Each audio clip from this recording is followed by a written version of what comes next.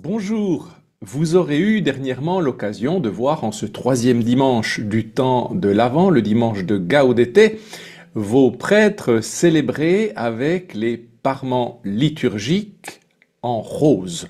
Le rose qui est la dernière couleur avant le lever du soleil lorsqu'on passe du bleu au violet au rose. Alors ce dimanche de la joie, qui nous projette vraiment dans le temps de la natalité, m'interpelle aussi par rapport à certaines choses. Tout d'abord, les statistiques. Vous verrez, je vais vous passer quelques extraits de l'émission sur Sud Radio d'André Berkoff avec Marie-Estelle Dupont, qui est psychologue clinicienne et qui parle de la natalité, qui parle notamment du mouvement No Kids qui veut dire pas d'enfants, et qui prône une idéologie pour tenter de décourager, de voir l'enfantement comme quelque chose de privation de liberté. Et Marie-Estelle Dupont va parler de certaines choses, et pour moi, ça correspond totalement au message de réjouissement et d'espérance que j'aimerais vous donner aujourd'hui, en ce troisième dimanche du temps de l'Avent, et ce dimanche qui nous projette déjà dans cette venue du divin enfant. Il est né le divin enfant, dira-t-on bientôt, et je crois que la société qui s'est déracinée typiquement en Occident, de ses racines de foi, de ses racines spirituelles, est tellement poussée contre elle-même dans un esprit wokiste déraciné de toute moralité, dans un déracinement également de vouloir faire grandir l'autre pour que moi je diminue. Nous sommes toujours davantage égocentrés et dans un message qui veut développer personnellement chacune et chacun.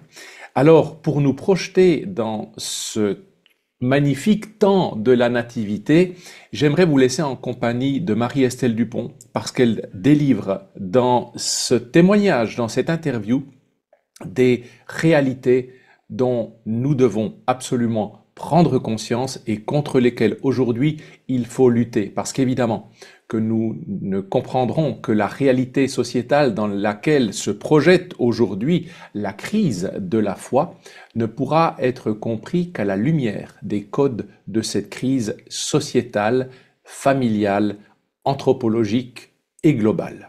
Je vous souhaite d'ores et déjà un très beau temps de la Nativité. Nous nous retrouverons bientôt pour le chant de Noël qui, j'espère, vous plaira et vous projettera dans un esprit de don et d'espérance. Que celui qui a des oreilles entende. Alors, justement, voilà, il y a des gens, et heureusement, il y a des gens qui, voilà, qui font des enfants, qui les attendent, qui les espèrent, et voilà, il faut faire tout pour que ça se passe dans les meilleures conditions possibles, et surtout l'après. Mais il y a aussi, effectivement, il y a énormément de gens de par ce monde, et surtout le monde occidental. Alors, je ne vais pas répéter ce que j'ai dit, mais je voudrais donner quelques chiffres, Marie-Estelle, avant de commencer. En 2023, en France, 678 000 bébés sont nés. C'est 6,6% de moins qu'en 2022, donc en un an, 6,6% de moins qu'en 2022. Mais ce qui est beaucoup plus, en tout cas, intéressant et qui pose question, c'est près de 20% de moins qu'en 2010. C'est-à-dire, il y a 13-14 ans, c'est rien, cette année du pic des naissances, voilà. L'indicateur conjoncturel de fécondité s'établit à 1,68 enfants par femme en 2023, après 1,79 en 2022. Voilà, depuis la Seconde Guerre mondiale, et je termine là-dessus, cet indicateur n'a jamais été aussi bas, hormis en 93 et 94. Donc, il y a quand même un problème. Le problème ne se pose pas pour vous, vous êtes mère de 3 enfants. Tout à fait.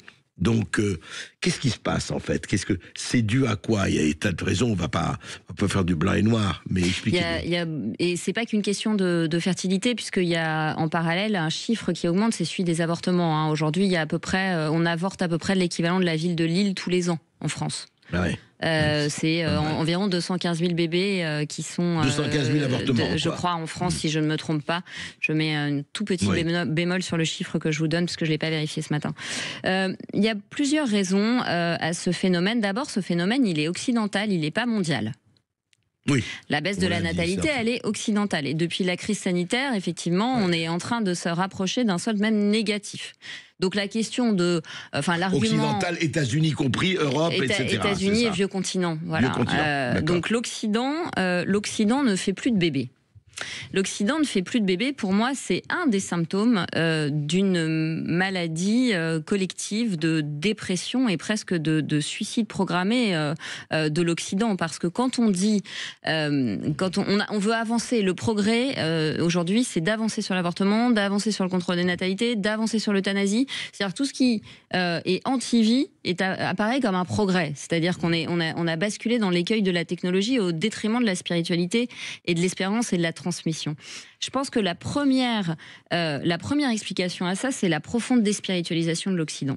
En fait, quand vous regardez les familles qui font encore beaucoup d'enfants, c'est des familles qui ont une transcendance. Ça ne veut pas dire qu'ils la foi ou des ça ne veut pas dire qu'ils vont à la synagogue, à la mosquée ou à l'église tous les samedis, vendredis ou dimanches.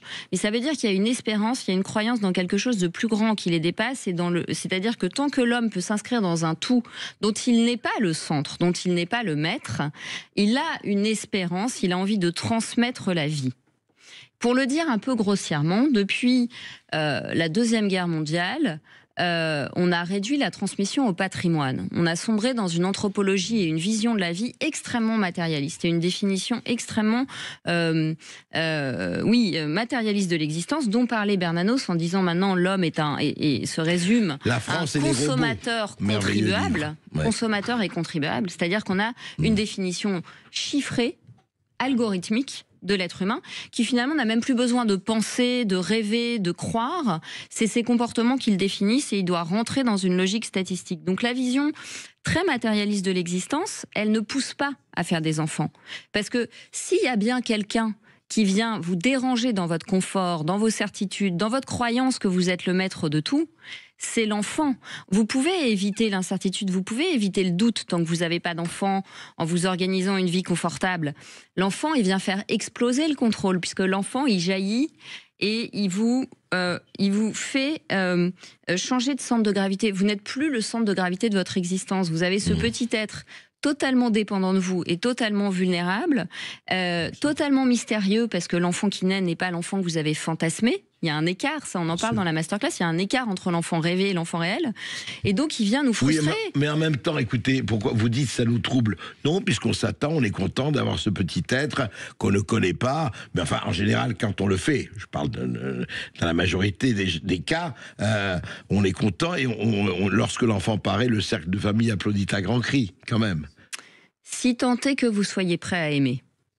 Et je pense que dans une société extrêmement matérialiste, le lien affectif est très fragilisé. C'est-à-dire que quand on vous dit que il faut jouir sans entrave et que l'horizon du bonheur, c'est le confort et c'est de kiffer, c'est-à-dire une ambition très court-termiste et qui n'est pas du tout relationnelle. Aujourd'hui, la psychologie est en train de se faire grignoter par le développement personnel. Mais c'est une aberration, le terme de développement personnel. Le mammifère qu'est l'être humain ne survit qu'avec des relations. Donc si on se développe personnellement, en fait, on s'éteint. Il faut se développer dans le lien affectif à l'autre. Donc je pense que la perte de spiritualité, cette vision très consumériste de l'existence, où je suis le centre, le moi se veut mettre en sa demeure, c'est un peu un vertige narcissique et égotique qui fait qu'on voit l'enfant comme un risque qu'on ne veut pas prendre. Parce que l'enfant, il est imparfait, l'enfant il réactive aussi des traumas, parce que moi, je veux bien qu'il y ait de l'idéologie, mais l'argument écologique, il ne tient pas 2 minutes. Enfin, je veux dire, on va bientôt arriver à un solde négatif en Occident, et de toute façon, les courbes annoncent qu'il y a un plancher aux alentours de 2100 et que la population mondiale n'augmentera plus. Donc, si on veut sauver la Terre, et qu'on le fait au prix de l'extinction, on est prêt à l'extinction de l'espèce, ça n'a aucun sens puisqu'on ne veut sauver la Terre que pour la transmettre, on est d'accord? Oui, mais vous avez vu quand même... Ou alors on revient à une logique sacrificielle complètement absurde. Oui, alors non, mais il y a aussi, enfin évidemment, il ne parle pas des enfants, mais il parle des vieux ou des parents ou des grands-parents. Vous avez vu quand même qu'une logique de dépopulation s'installe dans certaines élites. Il y a trop de monde, et d'ailleurs chez certains écologistes, il y a trop de monde, la population est trop peuplée, il faut absolument arrêter le massacre.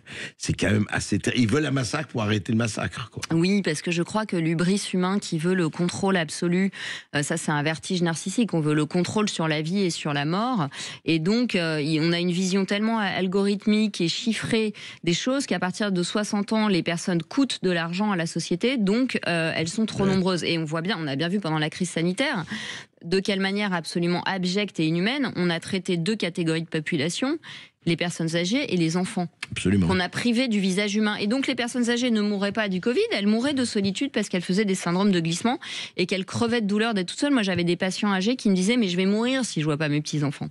Donc on a cette vision très déshumanisante. Donc il y a l'argument de la baisse de spiritualité, il y a la question de la vision... ces boomers qui ont une anthropologie très très matérialiste.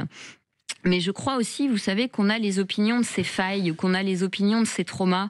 C'est-à-dire que l'idéologie écologique qu'on vient plaquer, les no kids, etc. Alors, je ne dis pas qu'ils ne sont pas sincères, hein, parce qu'il y a 42% des femmes de moins de 35 ans qui disent que la crainte du réchauffement climatique pèse dans leur non-désir d'enfant. En plus du coût économique, où aujourd'hui, avec l'inflation, les difficultés économiques, un enfant à accueillir, ça coûte cher. Bien sûr. Oui, il n'y a pas que l'écologie, il y a l'économie aussi. Il y a l'économie qui est une réalité. Et puis, il y a les conditions d'accueil du jeune enfant dans la société actuelle, qui est une société néolibérale profondément hypocrite.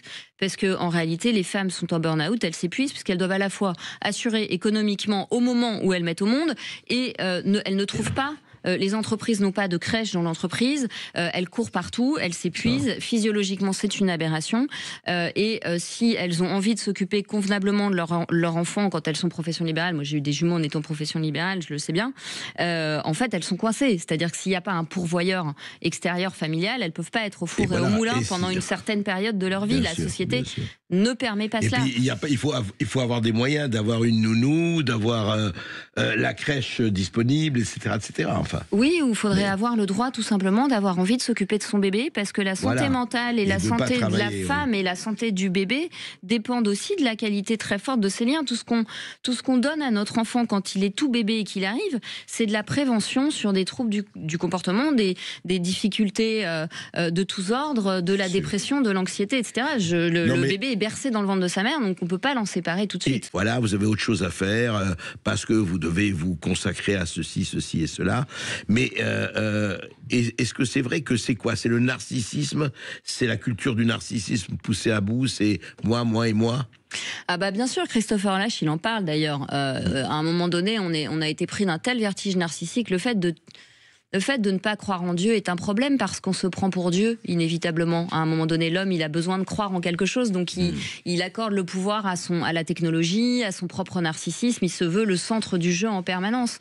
Et quand on veut jouir... Vous avez des athées qui sont d'excellents parents, chère Marie-Estelle. Oui, mais ils croient en quelque chose qui... Ces athées-là ne croient pas en Dieu au sens religieux du terme, mais ils ont une espérance intérieure.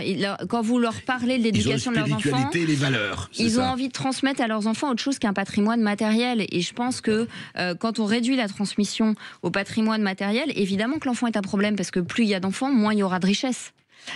Donc, je crois que on a du mal à donner sa place à l'enfant en tant que vecteur de maturité. L'enfant, il nous fait grandir. Parce que quand on rentre dans l'éducation d'un enfant, on doit travailler sur des vertus telles que la patience, telles que l'humilité. Assister en fait à l'éveil de l'intelligence chez un enfant, c'est quelque chose d'absolument passionnant sur le plan intellectuel. Et quand on est dans une société... refait l'histoire du monde, hein. On refait l'histoire du monde. Mais bien sûr. Avec l'enfant, c'est ça. Mais bien sûr. Et puis alors, vraiment, les discussions avec des enfants de 4 ans sont souvent plus intéressantes que les discussions avec des adultes, parce que ils vous interrogent sur les étoiles, sur le soleil, sur la mort. C'est extraordinaire. Ils ont des vraies questions existentielles. Donc je crois que quand on est centré sur son nombril et sur l'obsession de jouir sans entrave, l'enfant, c'est celui qui va me retirer mes grasses mat, c'est celui qui va m'empêcher de voyager, d'avoir des amants quand je veux, etc., etc. Mais quelle tristesse dans ces arguments, parce que vous passez à côté de là où l'enfant va vous emmener, et l'enfant, il va vous emmener dans un endroit qui est à la fois l'amour inconditionnel avec quelqu'un que vous avez porté et la rencontre avec un autre tout autre. Il est totalement dépendant, mais il est radicalement autre. Et ce que vous lui donnez pour qu'un jour il puisse vous quitter librement. Donc finalement, l'enfant, c'est la plus belle école de la liberté. Et je pense qu'aujourd'hui, les Occidentaux ont très peur de la liberté. On est en narratif de crise depuis 40 ans. Crise économique, crise écologique, guerre, crise sanitaire. On vous parle de crise à tout bout de champ. Donc c'est hyper anxiogène et ils ont du mal à se projeter. Évidemment que les personnes qui sont dans des familles où il y a une espérance, quelle qu'elle soit, où il y a une idée que l'homme n'est pas sa propre fin, mais qu'il s'inscrit dans une transmission, et que ce qui est bon pour sa santé, c'est les liens affectifs, qu'en fait, tout ce qui a de la valeur dans la vie, bah, c'est tout ce qui n'a pas de prix. C'est-à-dire, c'est tout ce que nos technocrates n'arrivent pas à quantifier. C'est vrai, mais, la joie, on fait croire aux c'est gens que ce qui a de la valeur dans la vie, vous vous rappelez de cette phrase merveilleuse, qui n'a pas eu sa Rolex à 50 ans, mon Dieu, a raté sa vie. Quoi. Oui, bon, qui a sa Rolex a plus de chances de se faire agacer dans la rue aussi. Donc, voilà, je crois que il y a aussi cette question de l'espérance et de la transcendance, et l'enfant nous fait sauter au visage le mystère de la vie. Et je ne sais pas si on est tous prêts à rencontrer ce mystère. Parce que c'est foudroyant, un enfant qui arrive, en fait.